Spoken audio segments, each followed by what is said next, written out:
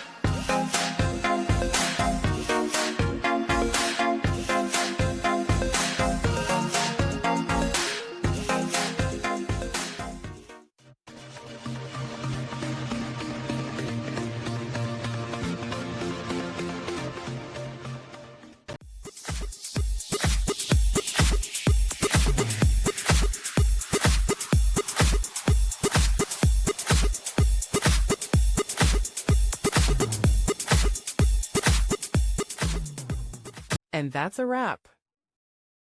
I hope you found the answer you were looking for. If you did, take a second to hit that subscribe button. It really helps out. And let me know in the comments which solution worked best for you.